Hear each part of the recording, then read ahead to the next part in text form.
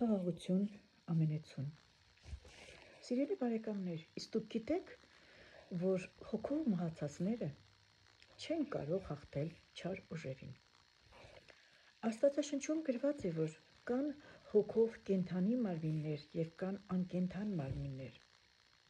Եկեղեցին և նրանում գտնվող բոլոր հավատացյալները, չունենալով պտուղներ,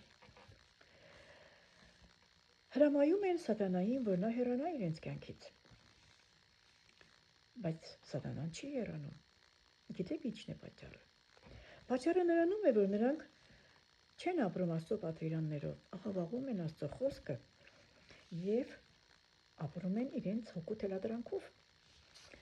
Որպեսզի մենք չաղավաղենք Աստծո խոսքը և ընդունենք Հիսուսին մեր կյանք, առաջի հերթին մենք պետք է ապաշխարենք։ Երկրորդ հերթին ընդունենք Հիսուսին մեր կյանք։ Երրորդ հերթին Աստվածաշնչում ասվում է, որ պետք է հնազանդվել Աստծո խոսքին։ Բայց հնազանդվում են միայն Հիսուսի աշակերտները։ Եվ բնականաբար նրանք, կեղծ հավատացյալները, չեն կարող վտարել սատանային։ Չէ՞ որ Հիսուսը եկել էր աշխարհ, որպեսզի մեզ նվիրեր Սուրբ Հոգուն, նրա զորությունը, որ մենք կարողանայինք դիմակայել չար ոգիներին, քանի որ Հիսուսը ինքն էր տեսել, թե ինչպես սատանան և իր խումբը